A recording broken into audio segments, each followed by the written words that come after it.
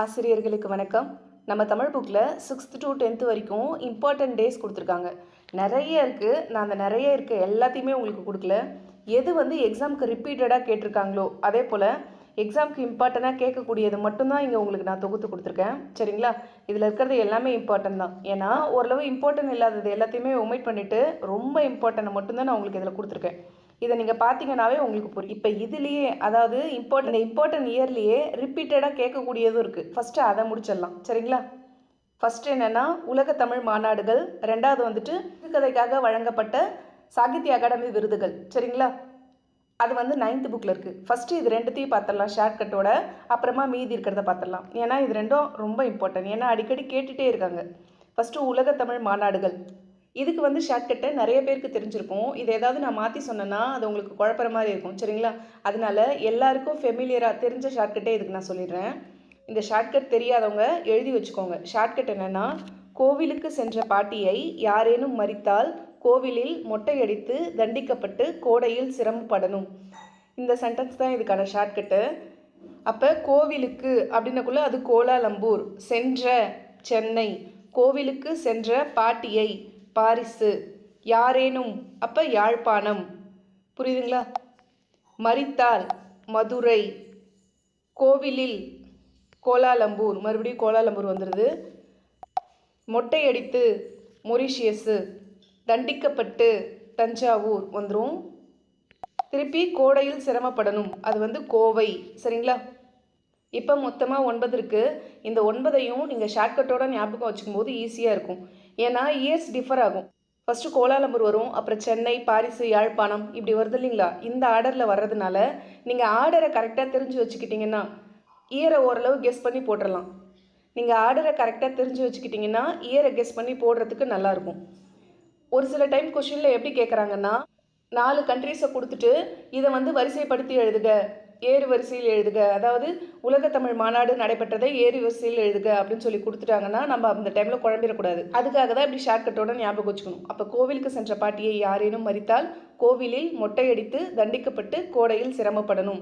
அப்போ கோவிலுக்கு அப்படின்னக்குள்ள கோலாலம்பூர் வந்துடும், சென்னை, பாரிசு, யாழ்ப்பாணம். அப்போ கோலாலம்பூர் மாநாடு எங்கே நடந்ததுன்னா மலேசியாவில் 1966. சென்னையில் வந்துட்டு தேர்டு வந்து பாரிஸ்னால் ஃப்ரான்ஸில் இருக்குது. ஃப்ரான்ஸில் இருக்க பாரிஸில் 1970 நடந்தது. 4th வந்து யாழ்ப்பாணம் 1974 யாழ்ப்பாணத்தில் நடந்துச்சு. நெக்ஸ்ட்டு மதுரை, இந்தியாவில் இருக்க மதுரையில் 1981 நடந்துச்சு. அதே போல் 1987 மலேசியாவில், அதே கோலாலம்பூர் மலேசியாவில் நடந்துச்சு. 1989 மொரிஷியஸில் நடந்துச்சு. 1995 தஞ்சாவூரில் நடந்தது. ஃபைனலாக செம்மொழி மாநாடு, நல்லா கவனிச்சுக்கோங்க. இது தமிழ் மாநாடு கொடுத்துருக்காங்க, இங்கே வந்து செம்மொழி மாநாடு கொடுத்துருக்காங்க. அது வந்து கோவையில் 2010 நடந்துச்சு. சரிங்களா? இப்போ இதில் இன்னொரு மாதிரியும் கொஷின் கேட்கறதுக்கு வாய்ப்பு இருக்குது. எப்படின்னா, இந்தியாவில் எத்தனை முறை உலக தமிழ் மாநாடு நடைபெற்றது, அதாவது இந்தியாவில் நடைபெற்ற உலக தமிழ் மாநாடுகளின் எண்ணிக்கை எவ்வளவு அப்படின்னு கேட்டால் 3 டைம்ஸ் நடந்திருக்கு. 1968 நடந்திருக்கு, அப்புறம் 1989, அப்புறம் இந்தியாவில் தஞ்சாவூரில் வந்து 1995 நடந்தது. மற்றபடி வேறு எப்படி கேட்பாங்கன்னா, தஞ்சாவூரில் நடைபெற்ற ஆண்டு என்ன, மதுரையில் எப்போ நடந்துச்சு அப்படின்னு இயர்ஸ் கேட்கவும் வாய்ப்பு இருக்குது. அப்போ இதை மட்டும் கொஞ்சம் நல்லா பார்த்துக்கோங்க. இப்போ நெக்ஸ்ட்டு எது இம்பார்ட்டன்னா சிறுகதைக்கான ஷார்ட்கட்டையும் நம்ம பார்த்துடலாம். இது வந்து 9th புக்கில் இருக்குது, கம்மியாக தான் இருக்குது. சாகித்ய அகாடமி விருது, அதாவது தமிழ் சிறுகதை எழுத்தாளர்களுக்கு வழங்கப்பட்டதை பற்றி கேட்டிருக்காங்க. 1970 அன்பளிப்பு, யாருன்னா அழகிரிசாமி எழுதுனது. இது எப்படி ஷார்ட்கட்டாக ஞாபகம் வச்சுக்கலான்னா, அன்பளிப்பு 70 ரூபாய்க்கு வாங்கினாங்க அப்படின்னு ஞாபகம் வச்சுக்கோங்க. அந்த அன்பளிப்பு எப்படி இருக்குங்களா? அழகாக இருக்குமா? அழகிரிசாமின்னு வருதுங்களா? அப்போ அன்பளிப்பு அழகாக இருக்கும் 1970 அப்படின்றத ஞாபகம் வச்சுக்கோங்க. நெக்ஸ்ட்டு ஜானகிராமன் எழுதுனது சக்தி வைத்தியம். இது எப்படி ஞாபகம் வச்சுக்கலான்னா, நம்ம நேமுக்கு பின்னாடி ஹஸ்பண்ட் பேர் தானே போடுவோம். அப்போ ஜானகின்றது யாரை குறிக்கும்? சீதாவை தானே குறிக்கும். சீதாராமன், ஜானகிராமன் சொல்லுவாங்களா? அப்போ ஜானகின்றது வேறு யாரும் இல்லை, சீதா தான். சீதாவோட இன்னொரு பேர் ஜானகி. அப்போ ஜானகி எப்படி இருப்பாங்க? ரொம்ப சக்தி வாய்ந்தவங்களாக இருப்பாங்க. சக்தி வைத்தியம் அப்படின்னு இருக்குங்களா? அப்போ ஜானகிராமன் ரொம்ப சக்தி மிகுந்தவங்களாக இருப்பாங்க அப்படின்றத ஷார்ட்கட்டாக வச்சுக்கோங்க. நெக்ஸ்ட்டு முதலில் இரவு வரும், இது எப்படி ஞாபகம் வச்சுக்கலாம்? ஃபஸ்ட்டு நைட்டு வந்துச்சுன்னா அடுத்த நாள் வந்து சூரியன் வந்துடுவார். சரிங்களா? முதலில் இரவு வரும், இரவுக்கு அப்புறமா சூரியன் வரும். சூரியனுக்கு இன்னொரு பேர் ஆதவன், அதுவும் சொல்லலாமா? நெக்ஸ்ட் பார்க்கலாம். 1966 அப்பாவின் சிநேகிதர் அசோகமித்ரன். இது எப்படி ஷார்ட்கட்டாக ஞாபகம் வச்சுக்கலாம்? இங்கேயும் ஆன் ஸ்டார்ட் ஆகுது, இங்கேயும் ஆன் ஸ்டார்ட் ஆகுது. இப்படி ஞாபகம் வச்சாலும் ஞாபகம் வச்சுக்கோங்க. அப்படி இல்லைன்னா அப்பாவோட ஃப்ரெண்டு அசோக்கு அப்படின்னு ஞாபகம் வச்சுக்கோங்க. சரிங்களா? அப்பாவோட ஃப்ரெண்டு அசோக்கு. இது எப்படி இங்கே வந்து சிநேகிதன் அப்படின்னு இருக்குங்களா? சிநேகிதர்னாலும் மித்ரன்னாலும் ஒன்று தான். மித்ரன்னா யார்? நண்பன். நண்பனை தானே மித்ரன் சொல்லுவாங்க. அப்போ சிநேகிதர் மித்ரன் அப்படின்றது அப்படியே வந்துருச்சு. ஐ திங்க் இது சான்ஸ்கிரிட் வார்த்தை. மித்ரா அப்படின்றது சான்ஸ்கிரிட் வார்த்தை. சான்ஸ்கிரிட்டில் மித்ரானா ஃப்ரெண்டு. நெக்ஸ்ட்டு 2008 மின்சாரப்பூ மேலாண்மை பொன்னுசாமி. இது எப்படி ஞாபகம் வச்சுக்கலாம்? பொண்ணு, மின்சாரம், பூ மாதிரி இருக்க பொண்ணுக்கு ஷாக் அடிச்சிருச்சு, பொன்னுசாமி அப்படின்னு வருதுங்களா? பூவுக்கு ஒப்புமையாக யாரை சொல்லுவாங்க? ஒரு கேர்ளை சொல்லுவாங்க. அப்போ பூ மாதிரி இருக்கிற பொண்ணுக்கு மின்சாரம் தாக்கிருச்சு அப்படின்றத ஷார்ட்கட்டாக வச்சுக்கோங்க. நெக்ஸ்ட்டு 2010 சூடிய பூ சூடற்க நாஞ்சில் நாடான். இந்த நாஞ்சில் அப்படின்றது ஒரு நிலப்பகுதியை தானே குறிக்கும். சரிங்களா? அப்போ நாஞ்சில் நிலத்தில் பூ நல்லா பூக்கும், அந்த பூவெல்லாம் பறித்து மகளிர்கள் சூடிக்குவாங்க அப்படின்றத ஷார்ட்கட்டாக வச்சுக்கோங்க. அப்போ சூடிய பூ சூடற்க நாஞ்சில் நாடான். நாஞ்சில்ன்றது ஒரு நாடு, அதாவது நாஞ்சில்ன்றது ஒரு நிலப்பகுதி. அந்த இடத்துல வந்து பூ அதிகமாக பூக்கும். இதுதான் ஷார்ட்கட். நெக்ஸ்ட்டு 2016 ஒரு சிறு இசை. ஒரு சிறு இசைன்றது வண்ணதாசன். இது எப்படி ஞாபகம் வச்சுக்கலாம்? வண்ணமயமான இசை அப்படின்னு ஞாபகம் வச்சுக்கலாமா? வண்ணதாசன், வண்ணமயமான இசை அப்படின்றத ஷார்ட்கட்டாக வச்சுக்கோங்க. இப்போ நம்ம ஃபுல்லாக பார்க்கலாம். நம்ம தமிழில் இருக்க 2 இம்பார்ட்டன்ட், உலகத்தமிழ் மாநாடு, அடுத்து வந்து சிறுகதை எழுத்தாளர்களோட சாகித்ய அகாடமி விருது. இது 2ம் இம்பார்ட்டன்ட். அதனால் ஃபஸ்ட்டு அது 2த்தையும் முடிச்சிட்டோம். இப்போ வந்துட்டு நம்ம ஃபுல்லாக எல்லாத்தையுமே பார்த்துடலாம். இப்போ நான் சொல்கிறது எல்லாமே ரிப்பீட்டட் கொஷின் தான். சரிங்களா? இம்பார்ட்டன்ட் கொஷின், அதாவது ப்ரீவியஸ் இயர் கொஷின் பேப்பரில் கேட்ட டேட்டை தான் நான் உங்களுக்கு அந்த இயரை தான் தொகுத்து இங்கே கொடுத்துருக்கேன். அதனால் இது எல்லாத்தையுமே நல்லா பார்த்துக்கோங்க. உலக சிட்டுக்குருவிகள் நாள் மார்ச் 20. உலக சிட்டுக்குருவிகள் நாள் மார்ச் 20. நெக்ஸ்ட்டு தேசிய அறிவியல் நாள் பிப்ரவரி 28. இது யாரோட பிறந்தநாளை கொண்டாடுவாங்க ஞாபகம் இருக்குங்களா? சர் சி வி ராமன் அவங்கள பற்றி தான் கொண்டாடுவாங்க. தேசிய அறிவியல் நாள் பிப்ரவரி 28. காமராசர் பிறந்த நாளை தான் கல்வி வளர்ச்சி நாளாக கொண்டாடுறாங்க. அது வந்து ஜூலை 15. காமராசர் பிறந்த நாள் கல்வி வளர்ச்சி நாள் July 15. Next doctor S Radhakrishnan பிறந்த நாள் ஆசிரியர் தினம். இது எல்லாருக்குமே தெரியும், செப்டம்பர் 5. அப்துல் கலாம் பிறந்த நாளை மாணவர் தினமாக கொண்டாடுறாங்க. இது வந்து அக்டோபர் 15. அப்துல் கலாமோட பர்த்டே தான் ஸ்டூடெண்ட்ஸ் டே, மாணவர்கள் தினமாக கொண்டாடுறாங்க. அது அக்டோபர் 15. விவேகானந்தர் பிறந்தநாள் தான் தேசிய இளைஞர் தினம். இது வந்து ஜனவரி 12. சரிங்களா? விவேகானந்தர் பிறந்த நாள் தேசிய இளைஞர் தினம் ஜனவரி 12. நெக்ஸ்ட்டு உலக ஈரநில நாள் பிப்ரவரி 2. இதை ஒரே ஒரு டைம் மட்டும் கேட்டிருக்காங்க. உலக ஓசோன் டே, இதை வந்து நிறையா டைம் கேட்டிருக்காங்க. செப்டம்பர் 16 உலக ஓசோன் தினம், செப்டம்பர் 16. இது இம்பார்ட்டன்ட். சரிங்களா? உலக இயற்கை நாள் அக்டோபர் 3. உலக வனவிலங்கு நாள், இதை ஒரு டைம் கேட்டிருக்காங்க, அக்டோபர் 6. உலக இயற்கை சீரழிவு தடுப்பு நாள் அக்டோபர் 5. ஆக்சுவலாக இதெல்லாம் புக்கில் ஒரே இடத்துலே இருக்கும். இந்த உலக ஈர நாள் இது எல்லாமே ஒரே பாக்ஸ்லேயே கொடுத்துருப்பாங்க. பாக்ஸில் இல்லை, அப்படியே அடுத்தடுத்து கண்டினியூஸாக கொடுத்துருப்பாங்க. உலக தாய்மொழி நாள், இது இம்பார்ட்டன்ட்பா. இதை வந்து 2-3 டைம் கேட்டிருக்காங்க. உலக தாய்மொழி நாள் பிப்ரவரி 21. தேசிய நூலக நாள் ஆகஸ்ட் 9. இதுவுமே கேட்டிருக்காங்க. இது வந்து அரங்கநாதன் அப்படின்ற ஒருத்தவரோட பிறந்த நாளை தான் தேசிய நூலக நாளாக செலிப்ரேட் பண்ணுறாங்க, ஆகஸ்ட் 9. அது அவரோட நேமையுமே கேட்டிருக்காங்க. இது இம்பார்ட்டன்ட். நெக்ஸ்ட்டு சர்வதேச மகளிர் தினம், இது எல்லாருக்குமே தெரிஞ்சிருக்கும், மார்ச் 8. இது வந்து நம்ம புக்கில் இருக்க டேட்டா. நடுவண் அரசு காமராசருக்கு பாரத ரத்னா விருது வழங்கிய ஆண்டு 1976. காமராசருக்கு பாரத ரத்னா வழங்கின வருஷம் எதுனா 1976. வஉசி சுதேசி நாவாய் சங்கம் என்ற கப்பல் நிறுவனத்தை பதிவு செய்த ஆண்டு ஜஸ்ட் தெரிஞ்சு வச்சுக்கோங்க, 1906 அக்டோபர் 16. இந்த டேட்டா எதுக்கு கொடுத்தேன்னா, ஜஸ்ட் நீங்கள் ஜாதவ் பையங்க பற்றி தெரியல, நீங்கள் லெசன் படிக்கலைனாலும் தெரிஞ்சுக்கணும் அப்படின்றதுக்காக கொடுத்தேன். இந்திய வனமகன் அப்படின்னு அழைக்கப்படுறவர் யாருன்னா, அதாவது இந்திய வனமகன் அப்படின்னு அழைக்கப்படுறவர் ஜாதவ் பையங். இவங்க வந்து பிரம்மபுத்திரா ஆற்றுக்கு நடுவில் வந்து ஒரு மணல் தீவையே உருவாக்கி, ஒரு மணல் தீவு இருந்துச்சு, அந்த இடத்துல வந்து புல் பூண்டு எதுவுமே முளைக்காது அப்படின்னு சொல்லியிருந்தாங்க. ஆனால் அந்த இடத்துலையே ஒரு காட்டை உருவாக்குனாரு. இது ரியல் ஸ்டோரி. இவரோட சிறப்பான பணியை பாராட்டி இவருக்கு வந்துட்டு பத்மஸ்ரீ அவார்டெல்லாம் வழங்கியிருந்தாங்க. இந்த இயர்லாம் உங்களுக்கு தெரியணும்னு இல்லை, இந்த டேட்டா உங்களுக்கு தெரியணும் அப்படின்றதுக்காக மட்டும்தான் இது நான் கொடுத்தேன். சரிங்களா? இந்த இயர் இம்பார்ட்டன்ட் கிடையாது, ஆனால் இதுக்கு மேலே வர்றது இம்பார்ட்டன்ட். ஜவஹர்லால் நேரு பல்கலைக்கழகம் ஜாதாவுக்கு இந்திய வனமகன் என்னும் பட்டத்தை வழங்கிய ஆண்டு 2012. சரிங்களா? 2012 கொடுத்தாங்க. அதே இந்திய அரசு பத்மஸ்ரீ விருது எப்போ வழங்கினாங்கன்னா 2015. இது ரெண்டும் இம்பார்ட்டன்ட், இதை பார்த்துக்கோங்க. சரிங்களா? ஏன்னா உங்களுக்கு வந்துட்டு அந்த ஜாதவை பற்றி தெரியணும் இல்லைங்களா, அதுக்காக தான் முன்னாடி ஒரு சின்ன இன்ட்ரோ கொடுத்துருந்தேன், அதாவது ஒரு சின்ன பேராகிராஃப் கொடுத்துருந்தது. இது ரெண்டுத்தையும் நல்லா பார்த்துக்கோங்க. நெக்ஸ்ட்டு, உலக காற்று தினம். உலக காற்று தினம் ஜூன் 15. சரிங்களா? உலக காற்று தினம் ஜூன் 15. ஜூன் 15 உலக காற்று தினம் அப்படின்னா ஜூன் 5 என்னன்றது ஞாபகம் இருக்குங்களா? இது எல்லாருக்குமே ஃபெமிலியரானது தான். இந்த டேட்டு ஞாபகம் தான் சொல்லுங்கள்.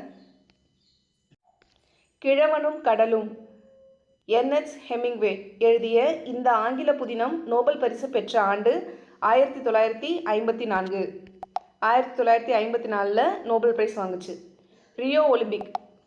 இந்த ரியோ ஒலிம்பிக்னா மாற்றுத்திறனாளிகள் பங்கேற்கக்கூடிய ஒரு ஒலிம்பிக் போட்டி. சரிங்களா? இது வந்து 2016 நடைபெற்றது, ரியோ நகரில். சரிங்களா? இது ஒரு ஜஸ்ட் உங்களுக்கு இன்ஃபர்மேஷன் தான். இதில் வந்து தமிழ்நாட்டை சேர்ந்த மாரியப்பன் அப்படின்றவங்க உயரம் தாண்டுதல் போட்டியில் தங்கப்பதக்கம் வென்றாங்க. ஆக்சுவலாக இந்த மாரியப்பன் அவர்களை பற்றி சொல்லணுன்னா 2016 தங்கம் வாங்கியிருப்பார். அதுக்கு அடுத்து 4 வருஷத்துக்கு அப்புறம் நடந்த ஒலிம்பிக்கில் சில்வர் வாங்கியிருப்பார். அதுக்கு அடுத்து நடந்த ஒலிம்பிக்கில் வெண்கலம் வாங்கியிருப்பார். அதாவது தொடர்ந்து ஒரு 3 முறை மாற்றுத்திறனாளிகளுக்கான ஒலிம்பிக் போட்டியில் ப்ரைஸ் வாங்கின பெருமை யாருக்கு இருக்குன்னா இந்த மாரியப்பன் அவர்களுக்கு இருக்குது. சரிங்களா? தஞ்சை சரஸ்வதி மகால் நூலகம் எந்த ஆண்டு முதல் இயங்கி வருவதாக கல்வெட்டு செய்திகள் கூறுகின்றன? கிபி 1122. தமிழக அரசால் தஞ்சாவூரில் தமிழ் பல்கலைக்கழகம் தோற்றுவிக்கப்பட்ட ஆண்டு 1981. சென்னையில் உவேசா நூலகம் தொடங்கப்பட்ட ஆண்டு 1942. இது கேட்டிருக்காங்க. சென்னையில் கீழ்திசை நூலகம் தொடங்கப்பட்ட ஆண்டு 1869. இதுவுமே கேட்டிருக்காங்க.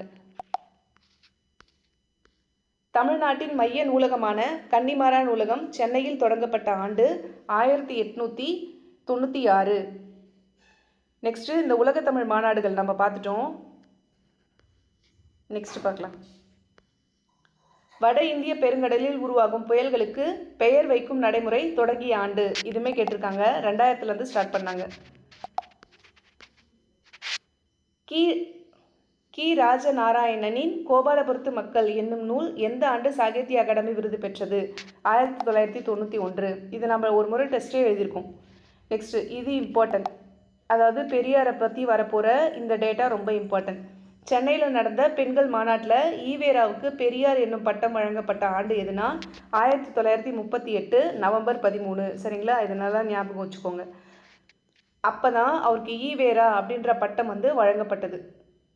அதே போல் யுனெஸ்கோ மன்றத்தில் தந்தை பெரியாரை தெற்கு ஆசியாவின் சாக்ரட்டிஸ், நல்லா கவனிச்சுக்கோங்க, தெற்கு ஆசியாவின் சாக்ரட்டிஸ் அப்படின்னு பாராட்டி பட்டம் வழங்கி சிறப்பித்த வருஷம் எதுனா 1970.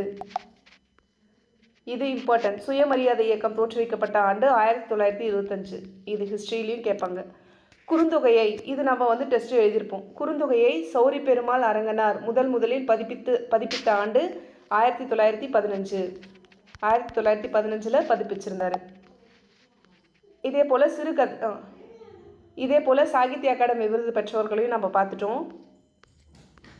நெக்ஸ்ட்டு, ஈரோடு தமிழன்பன் வணக்கம் வள்ளுவ என்னும் கவிதை நூலுக்காக சாகித்ய அகாடமி விருது பெற்ற ஆண்டு 2004. இதுவுமே நம்ம டெஸ்ட் எழுதியிருக்கோம். தமிழ் விடு தூது உவேசா முதலில் பதிப்பித்து வெளியிட்ட ஆண்டு 1930. இதுவுமே இம்பார்ட்டன்ட், இதுவுமே நம்ம டெஸ்ட் எழுதியிருப்போம். திருக்குறளை முதல்ல அச்சிடப்பட்டு வெளியிடப்பட்ட ஆண்டு எதுனா 1812. தஞ்சையில் இருக்க ஞானப்பிரகாசர் அவர் தான் வெளியிட்டார். இதை வந்து நிறைய டைம் கேட்டிருக்காங்க. எல்லா எக்ஸாம்லையுமே இது வந்து ரிப்பீட்டடாகவே வந்திருக்குன்னே சொல்லலாம். நெக்ஸ்ட், கவிஞர் வைரமுத்து கள்ளிக்காட்டு இதிகாசம் என்னும் புதினத்திற்காக சாகித்ய அகாடமி விருது பெற்ற ஆண்டு 2003. இதுவுமே இம்பார்ட்டன்ட், இதுவுமே ரிப்பீட்டட் கொஸ்டின் சொல்லலாம். அம்பேத்கருக்கு இந்தியாவின் உயரிய விருதான பாரத ரத்னா விருது வழங்கப்பட்ட ஆண்டு 1990.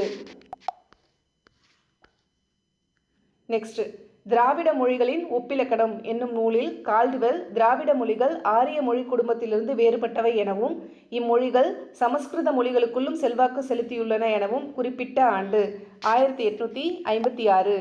இதை கேட்டிருக்காங்கப்பா. திராவிட மொழிகளின் ஒப்பிலக்கணம் என்ற நூலின் ஆசிரியர் யார் அப்படின்னு சொல்லியும் கேட்டிருக்காங்க, கால்டுவெல். சரிங்களா? இந்த ஒரு பேராகிராஃப்ல இருந்தே 3 கொஸ்டின்ஸ் மேக் பண்ணலாம். இம்பார்ட்டன்ட், ஏன்னா கேட்ட கொஸ்டின் ரிப்பீட்டட் கொஸ்டின், அதனால நல்லா பார்த்துக்கோங்க. நெக்ஸ்ட், மதுரையில் உலக தமிழ் சங்கம் திறந்து வைக்கப்பட்ட ஆண்டு 2016.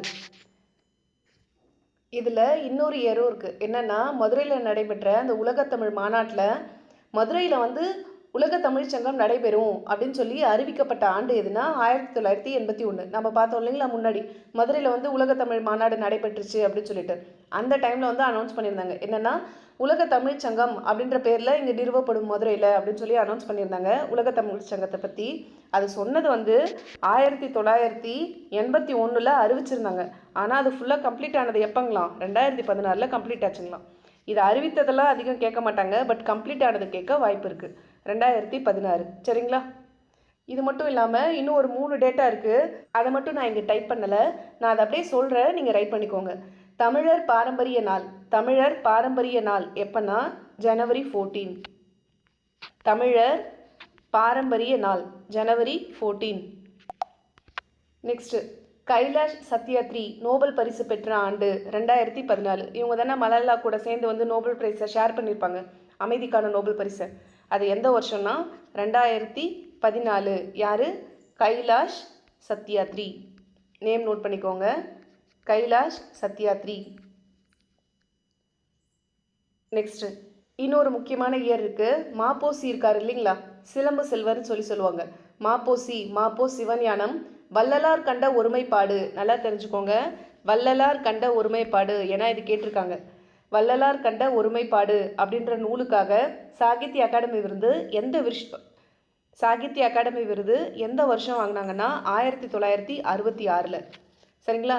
அப்போ வள்ளலார் கண்ட ஒருமைப்பாடு அப்படின்ற நூலை எழுதினது யாருன்னு கேட்டாலும் மாப்போசி. எந்த வருஷம்னு கேட்டால் 1966. சரிங்களா? இது 3 மட்டும் நோட் பண்ணிக்கோங்க. இப்போ இந்த டேக்கான டெஸ்ட்டை நாளைக்கு பார்க்கலாம். சரிங்களா? இதில் இருக்கிற இயர் படிக்கிறது கொஞ்சம் கஷ்டமாக இருக்க மாதிரி இருக்கலாம் ஒரு சிலருக்கு. ஆனால் இதில் வந்து இம்பார்ட்டன்ட் டேட்டா நிறையா இருக்குது. இப்போ நம்ம பார்த்தோம் இல்லைங்களா, வள்ளலார் கண்ட ஒருமைப்பாடு அப்படின்றத எழுதினது யாருன்னு கேட்டால் மாப்போசி. இது போல் திராவிட மொழிகளின் ஒப்பிலக்கணம் கால்டுவெல், அந்த மாதிரி நிறைய டேட்டாலாம் இதில் இருக்குது. அது எல்லாமே ரொம்ப இம்பார்ட்டன்ட். அவங்க இயர் கேட்கலன்னா கூட அந்த டேட்டாவை கண்டிப்பாக கேட்பாங்க. சரிங்களா? அப்படின்னும் போது முடிஞ்ச வரைக்கும் இயரை மெமரி பண்ணிக்கோங்க. அப்படி முடியல அப்படின்னா டேட்டாவையாவது ஜஸ்ட்டு நீங்கள் தெரிஞ்சு வச்சுக்கோங்க. ஒரு நாளைக்கு ஒரு டைம்ஸ் சும்மா நீங்கள் வாசித்து மட்டும் விட்டுட்டே வந்தீங்கன்னா ஆட்டோமேட்டிக்காக ஒரு 10 days அந்த இயர் உங்களுக்கு ஞாபகத்தில் பதிய ஆரம்பிச்சிடும். ட்ரை பண்ணுங்கள், எதுவும் கஷ்டம் கிடையாது. சரிங்களா? ஏன்னா டிஎன்பிசி படிக்கிறவங்க இன்ச் பை இன்ச் லைன் விடாமலாம் படிக்கிறாங்க. நம்ம இம்பார்ட்டனை மட்டும்தான் தொகுத்து கொடுத்துருக்கோம். இது இல்லாமல் இன்னும் நிறைய இயர் இருக்குது. உங்கள் புக்கை பார்த்தாவே உங்களுக்கு தெரியும். இதில் நம்ம கம்மியாக தான் கொடுத்துருக்கோம், அதாவது ரொம்ப இம்பார்ட்டனை மட்டும்தான் செலக்ட் பண்ணி கொடுத்துருக்கோம். அதனால் இந்த டேட்டா மட்டுமாவது தெரிஞ்சுக்கோங்க. மறக்காமல் இந்த வீடியோ உங்கள் ஃப்ரெண்ட்ஸ்க்கும் ஷேர் பண்ணுங்கள். அப்படியே ஒரு லைக் போடுங்க. நல்லதே செய்வோம், நல்லதே நடக்கும். நன்றி.